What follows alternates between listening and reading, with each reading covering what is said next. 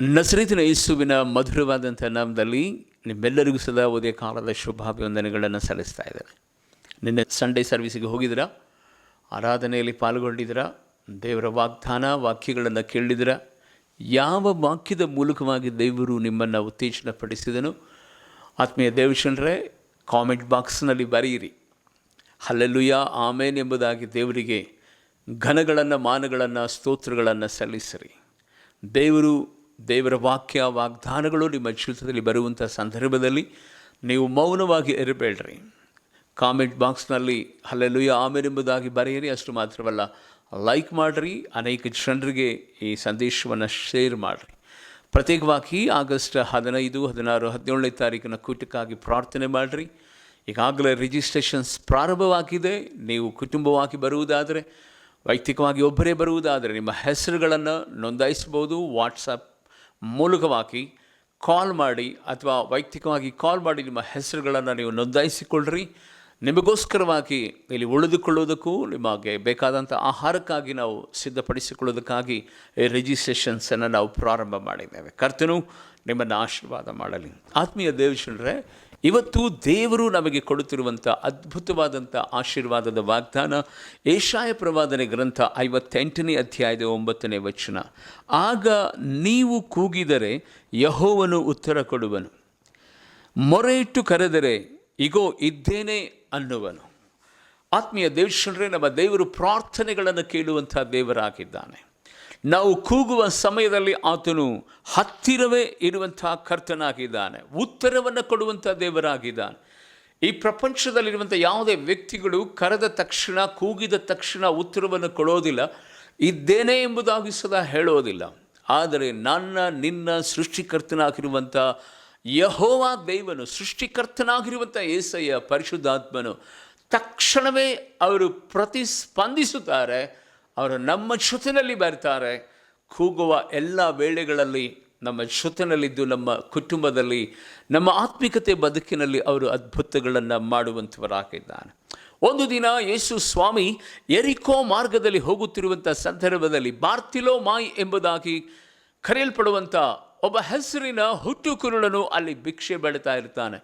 ಯೇಸು ಈ ಮಾರ್ಗದಲ್ಲಿ ಹೋಗುತ್ತಾ ಇದ್ದಾನೆ ಎಂಬುದಾಗಿ ಆ ಶಬ್ದವನ್ನು ಕೇಳಿದ ತಕ್ಷಣವೇ ಈ ಬಾರ್ತಿಮಾಯಿ, ಕಣ್ಣು ಕಾಣದೆ ಇರುವಂಥ ಈ ಕುರುಡನು ಕೂಗುತ್ತಾನೆ, ದಾವಿದ ಕುಮಾರನೇ, ಯೇಸುವೇ ನನ್ನನ್ನು ಕರುಣಿಸು ಎಂಬುದಾಗಿ, ಯೇಸುವೇ ನನ್ನನ್ನು ಕರುಣಿಸು ಎಂಬುದಾಗಿ.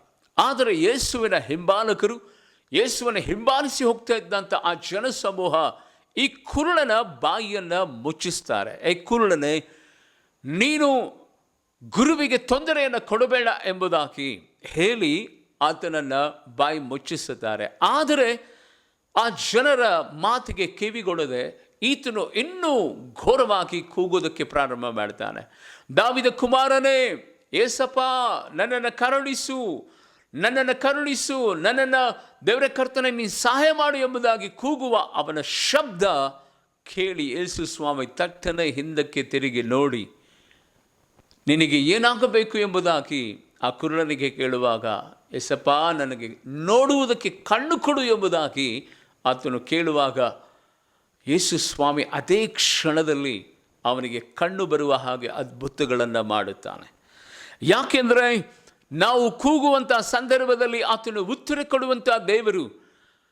ನಾವು ಕರೆದಾಗ ಪಕ್ಕನೆ ನಮ್ಮ ಮಧ್ಯದಲ್ಲಿ ಬಂದು ಆತನು ಪ್ರಸನ್ನನಾಗುವಂಥ ದೇವರು. ಬಾರ್ತಿಮಾಯಿ ಜೀವಿತದಲ್ಲಿ ಅದನ್ನು ಮಾಡಿದಂಥ ಕಾರ್ಯವನ್ನು ನಾವು ನೋಡ್ತಾ ಇದ್ದೇವೆ. ಯೇಸುವಿನ ನಾಮದಲ್ಲಿ ಪ್ರೀತಿಯುಳ್ಳ ದೇವಜನರೇ, ಇವತ್ತು ನೀನು ಕೂಗಿದರೆ, ನೀನು ಕರೆದರೆ, ನಿನ್ನ ಶಬ್ದವನ್ನು ಕೇಳಿ ನಿನ್ನ ತಂದೆ, ನಿನ್ನ ತಾಯಿ, ನಿನ್ನ ಅಣ್ಣ ತಮ್ಮಂದಿರು, ನಿನ್ನ ಕಂಪನಿಯವರು, ನಿನ್ನ ಬಾಸ್, ನಿನ್ನ ಡಾಕ್ಟರ್, ನಿನಗೆ ಜೊತೆಯಲ್ಲಿರುವಂಥ ಯಾವುದೇ ಬಂಧು ಮಿತ್ರರು ಆ ಶಬ್ದಕ್ಕೆ ಕಿವಿಗೊಳ್ಳದೆ ಇರಬಹುದು. ದೇವರ ಮಗುವೇ, ಒಂದನ್ನು ನಿನ್ನ ಹೃದಯದಲ್ಲಿ ಬರೆದಿಟ್ಟುಕೋ. ನೀನು 6 ತಿಂಗಳ ಹಿಂದೆ, ವರ್ಷದ ಹಿಂದೆ 10 ವರ್ಷದ ಹಿಂದೆ ದೇವರ ಸನ್ನಿಧಾನದಲ್ಲಿ ಯಾವುದಕ್ಕಾಗಿ ನೀನು ಪ್ರಾರ್ಥನೆ ಮಾಡಿ, ಯಾವುದಕ್ಕಾಗಿ ಕೂಗಿ, ಯಾವುದಕ್ಕಾಗಿ ದೇವರ ಸನ್ನಿಧಾನದಲ್ಲಿ ಕಣ್ಣೀರಿಟ್ಟು ನೀನು ಬೇಡಿಕೊಂಡಿದೆಯೋ ಆ ಪ್ರತಿಯೊಂದು ಪ್ರಾರ್ಥನೆಗಳು ದೇವರ ಕಿವಿಯಲ್ಲಿ ಇರುವಂಥದ್ದಾಗಿದೆ. ದೇವರ ಜ್ಞಾಪಕದ ಪುಸ್ತಕದಲ್ಲಿ ದೇವರು ಬರೆದಿಟ್ಟಿರುವಂಥವನಾಗಿದ್ದಾನೆ. ಈ ಪ್ರಪಂಚದಲ್ಲಿ ಯಾರು ಮರೆತರು ಮರೆಯಲಾರದಂಥ ದೇವರು ನಿನ್ನ ಕರ್ತನಾಗಿದ್ದಾನೆ. ಒಂದು ವೇಳೆ ನೀನು ಮರೆತು ಹೋಗ್ಬೋದು, ಆದರೆ ನಿನ್ನ ಪ್ರಾರ್ಥನೆಗಳನ್ನು ದೇವರು ಮರೆಯೋದಿಲ್ಲ.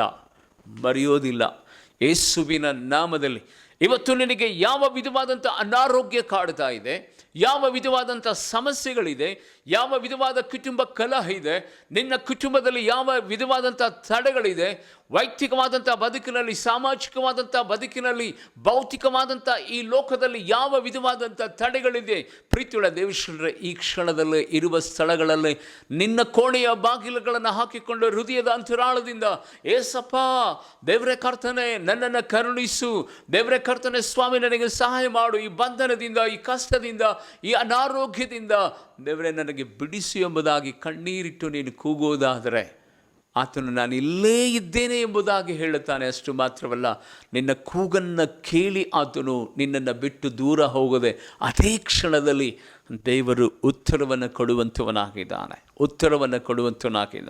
ದೇವ ಮಗುವೆ ಆತ್ಮಿಕ ಸ್ಥೈರ್ಯವನ್ನು ತಂದುಕೋ. ಯೇಸುವಿನ ನಾಮದಲ್ಲಿ ಜನರ ಬಳಿನಲ್ಲಿಯೋ, ಡಾಕ್ಟರ್ ಬಳಿನಲ್ಲಿಯೋ, ಹಣ ಇರುವಂಥವರ ಬಳಿನಲ್ಲಿಯೋ, ವೈಯಕ್ತಿಕವಾಗಿ ಎಲ್ಲೋ ನೀನು ಹೋಗಿ ಅವರ ಹತ್ತಿರ ಕೂಗಿ ಕಿರಿಚಿ ನನಗೆ ಸಹಾಯ ಮಾಡು ಅಂದರೆ ಕೊಡುತ್ತೇನೆ ಎಂಬುದಾಗಿ ಹೇಳುವರು, ಕೊಡೋದಿಲ್ಲ. ಡಾಕ್ಟರ್ ಸಹ ದೇವರೇ ಕೊನೆ ಟೈಮ್ನಲ್ಲಿ ಡಾಕ್ಟರ್ ಹೇಳ್ತಾರೆ ನನ್ನ ಕೈನಲ್ಲಿ ಆಗಲ್ಲ, ದೇವರಿಗೆ ಮೊರೆ ಹಿಡ್ರಿ, ದೇವರನ್ನು ನೋಡ್ಕೊಳ್ರಿ, ಕೇರ್ಕೊಳ್ರಿ ಎಂಬುದಾಗಿ. ಆದರೆ ದೇವರೇ ಇವತ್ತು ಹೇಳ್ತಾ ಇದ್ದಾನೆ, ನೀನು ಕೂಗಿದರೆ ನಿನ್ನ ಮೊರೆಯನ್ನು ನಾನು ಕೇಳಿ ಉತ್ತರ ಕೊಡುತ್ತೇನೆ, ನೀನು ಕರೆದರೆ ನಿನ್ನ ಜೊತೆಯಲ್ಲೇ ನಾನಿರುತ್ತೇನೆ. ಯೇಸುವಿನ ನಾಮದಲ್ಲಿ ಈ ವಾಗ್ದಾನದ ಆಶೀರ್ವಾದ ನಿಮ್ಮ ಕುಟುಂಬದಲ್ಲಿ ನೆರವೇರಲಿಕ್ಕಾಗುವಾಗ ಹಾಗೆ ನಾನು ಪ್ರಾರ್ಥನೆ ಮಾಡುತ್ತೇನೆ. ಇರುವ ಸ್ಥಳಗಳಲ್ಲಿ ಕಣ್ಣುಗಳನ್ನು ಮುಚ್ಚಿ ನಾವು ಪ್ರಾರ್ಥನೆ ಮಾಡೋಣ. ತಂದೆಯಾದ ದೇವರೇ, ನಜರೇತಿನ ಯೇಸು ಕ್ರಿಸ್ತನ ನಾಮದಲ್ಲಿ ದೇವರೇ ಕರ್ತನೆ ಕೂಗನ್ನು ಕೇಳುವಂಥ ದೇವರು, ಮೊರೆಯನ್ನು ಲಾಲಿಸುವಂಥ ದೇವರು ಯೇಸಪ್ಪ, ದೇವರೇ ಕರ್ತನೆ ಸ್ವಾಮಿ, ಕೂಗುವ ಪ್ರತಿಯೊಬ್ಬರಿಗೂ ಸದಾ ಉತ್ತರವನ್ನು ಕೊಡುತ್ತೇನೆ.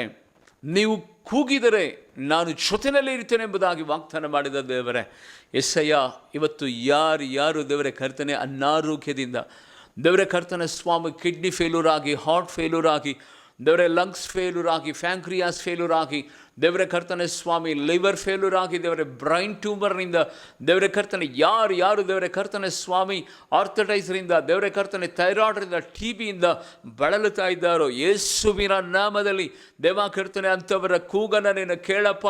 ದೇವರೇ ಕರ್ತನೆ ಒಂದು ವೇಳೆ ನಿನ್ನನ್ನು ಅರಿಯದೆ ದೇವರೇ ಕರ್ತನೆ ರಕ್ಷಣೆ ಮಾರ್ಗದಲ್ಲಿ ಇಲ್ಲದೇ ಇರುವಂಥ ಜನರಿಗಾಗಿ ಇವತ್ತು ನಾನು ಪ್ರಾರ್ಥನೆ ಮಾಡುತ್ತೇನೆ. ಯೇಸುವಿನ ನಾಮದಲ್ಲಿ ಅಂಥವರ ಮನಕಣ್ಣುಗಳನ್ನು ನೀನು ತೆರೆ ಮಾಡು. ನಿನ್ನ ಸತ್ಯ ಶುಭ ವಾರ್ತೆ ಅವರಿಗೆ ಪ್ರಕಟವಾಗಲು ನೀನೇ ಬದುಕಿಸುವವನು, ನೀನೇ ಕರ್ತನೆ ಪುನರುತ್ಥಾನವು ಜೀವವು ಎಂಬುದಾಗಿ ದೇವರೇ ಆ ಜನರು ತಿಳಿದುಕೊಂಡು ನಿನ್ನ ಕಡೆಗೆ ತಿರುಗಲಿಕ್ಕಾಗುವಂತೆ ನೀನು ತಾನೇ ಕೃಪೆ ಮಾಡಬೇಕೆಂಬುದಾಗಿ ನಾನು ಅಂಗಲಾಚಿ ಪ್ರಾರ್ಥನೆ ಮಾಡುತ್ತೇನೆ. ಯೇಸುವಿನ ನಾಮದಲ್ಲಿ ದೇವ ಕರ್ತನೆ ಸ್ವಾಮಿ, ಯಾರು ದೇವರೇ ಕರ್ತನೆ ಸ್ವಾಮಿ ಇವತ್ತು ಹಾಸ್ಪಿಟ್ಲಲ್ಲಿ ಕರ್ತನೆ ಸ್ವಾಮಿ ವೇದನೆ ಅನುಭವಿಸ್ತಾ ಇದ್ದಾರೋ, ಯೇಸು ಎಂಬುದಾಗಿ ಕೂಗುತ್ತಾ ಇದ್ದಾರೋ, ಅವರ ಬಳಿನಲ್ಲಿ ನೀನು ಹೋಗಪ್ಪ, ಅವರ ಕೂಗಿಯ ಉತ್ತರವನ್ನು ಕೊಡು, ಅವರಿಗೆ ಸ್ವಸ್ಥತೆ ಬಿಡುಗಡೆಯನ್ನು ಕೊಟ್ಟು ನೀನು ನಡೆಸಬೇಕೆಂಬುದಾಗಿ ನಾನು ಪ್ರಾರ್ಥನೆ ಮಾಡುತ್ತೇನೆ. ತಂದೆಯಾದ ದೇವರ ಕರ್ತನೆ ಸ್ವಾಮಿ, ಮಾನಸಿಕವಾಗಿ ದೇವರೇ ಭೌತಿಕವಾಗಿ ಖಿನ್ನತೆಗೆ ಒಳಗಾಗಿರುವಂಥ ಒಬ್ಬೊಬ್ಬರನ್ನು ದೇವರ ಕರ್ತನ ನೀನು ಸಂಧಿಸು, ಅವರ ಕೂಗುಗಳಿಗೆ ಉತ್ತರವನ್ನು ಕೊಡಬೇಕೆಂಬುದಾಗಿ ಪ್ರಾರ್ಥಿಸ್ತೇನೆ. ದೇವ ಕರ್ತನೆ ಇವತ್ತು ಬರೀತಿರುವಂಥ ಪ್ರತಿಯೊಂದು ಎಕ್ಸಾಮಿನೇಷನ್ಗಳಾಗಿ, ಎಂಟ್ರೆನ್ಸ್ಗಳಿಗಾಗಿ, ದೇವರ ಕರ್ತನ ವಿಶೇಷವಾಗಿ ಹೊಸ ಉದ್ಯೋಗಗಳಿಗಾಗಿ ದೇವರ ಸ್ತೋತ್ರ ಮಾಡುತ್ತೇವೆ. ಪ್ರತಿಯೊಂದು ದೇವರ ಕಾರ್ಯಗಳಲ್ಲಿ ಪ್ರಸರತೆ ಚಲಿಸ್ರಿ. ಮ್ಯಾರೇಜ್ ಡೇ, ಬರ್ತಡೇ, ದೇವರೇ ನಾಮಕರಣ, ಗೃಹ ಶಂಕುಸ್ಥಾಪನೆ, ಹೊಸ ವಿವಾಹ, ದೇವರ ಕರ್ತನೆ ಮಾತುಕತೆಗಳು, ದೇವರೇ ವಿವಾಹವಾಗುತ್ತಿರುವಂಥ ಪ್ರತಿಯೊಬ್ಬರೂ ಸದಾ ನೀನು ಆಶೀರ್ವಾದ ಮಾಡು ಎಂಬುದಾಗಿ ಪ್ರಾರ್ಥಿಸ್ತೇನೆ. ಮನೆ ಬಿಟ್ಟು ಮನೆ ಸೇರುವ ತನಕ ದೇವ ಕರ್ತನೆ ನಿನ್ನ ಪ್ರಸನ್ನತೆ, ದೇವ ಕರ್ತನೆ ನಿನ್ನ ಮಕ್ಕಳೊಟ್ಟಿಗೆ ಇರಬೇಕೆಂಬುದಾಗಿ ಎಲ್ಲ ಮಹಿಮೆ ಮಹತ್ವ ನಿಮಗೆ ಸಲ್ಲಿಸ್ತಾ ಯೇಸುವಿನ ನಾಮದಲ್ಲಿ ಬೇಡಿ ಪ್ರಾರ್ಥಿಸ್ತೇನೆ ನನ್ನ ಪರಲೋಕದ ತಂದೆಯಾದ ದೇವರೇ. ಆಮೇನ್, ಆಮೇನ್. ಆತ್ಮೀಯ ದೇವಶನರೇ, ತಪ್ಪದ ರೀತಿಯಲ್ಲಿ ಈ ವಿಶೇಷವಾದಂಥ ಪಾಸ್ಟರ್ ಜೆ ವೆಂಕಟೇಶ್ ಎನ್ನುವಂಥ ಈ ಚಾನಲನ್ನು ಸಬ್ಸ್ಕ್ರೈಬ್ ಮಾಡಿಕೊಳ್ಳ್ರಿ, ಅನೇಕ ಜನರಿಗೆ ಶೇರ್ ಮಾಡಿರಿ.